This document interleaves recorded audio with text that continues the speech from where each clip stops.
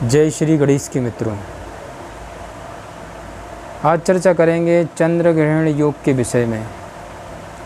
मित्रों, ये चंद्र ग्रहण योग क्या होता है और जन्म कुंडली में ये कब और किस प्रकार से इंसान के जीवन के ऊपर अपना प्रभाव डालता है।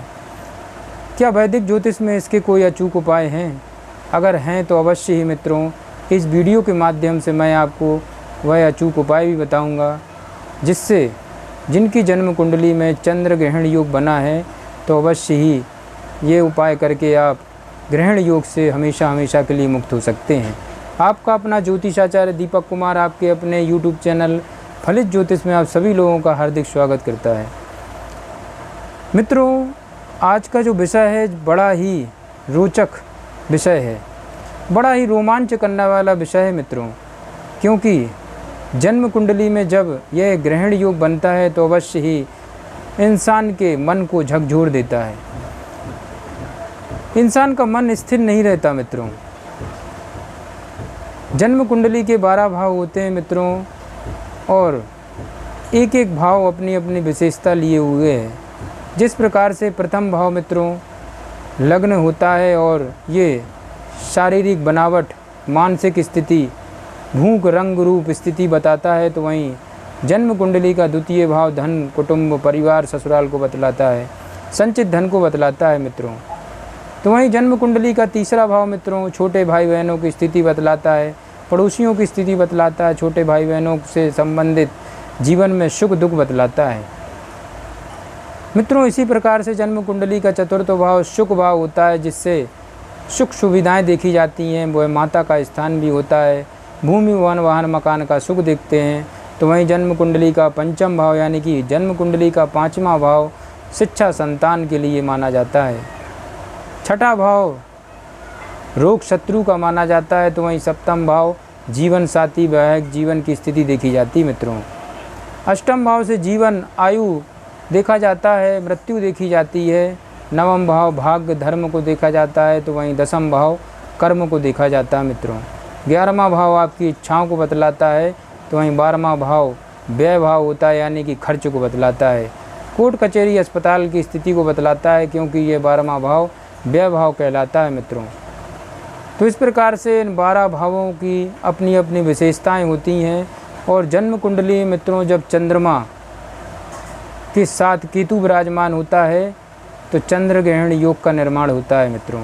इस चंद्र ग्रहण योग के निर्माण होने से इंसान का जीवन नर्क हो जाता है और इसका सीधा प्रभाव अन्य रिश्तों पर भी पड़ते हैं। जिस प्रकार से चंद्रमा जब पीड़ित होता है तो चंद्रमा के पीड़ित होने से सबसे बड़ा प्रभाव माता के लिए पड़ता है। माता का जीवन बड़ा ही संघर्षशील हो जाता है, एकाएक रोग घेर लेते हैं एवं इंसान का स्वयं का मन भी स्थिर नहीं होता।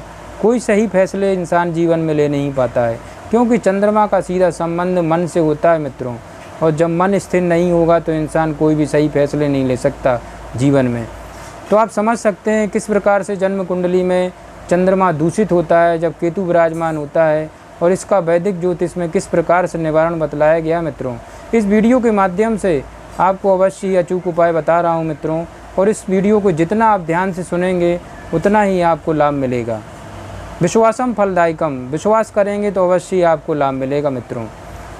तो जन्म कुंडली अपनी अपनी खोल लें और देखें मित्रों कि जन्म कुंडली में कहीं चंद्रमा के साथ केतु विराजमान तो नहीं है। मित्रों, ये आपस के शत्रु ग्रह होते हैं। चंद्रमा जिस प्रकार से मन का कारक होता है, तो केतु एक चाल होती है।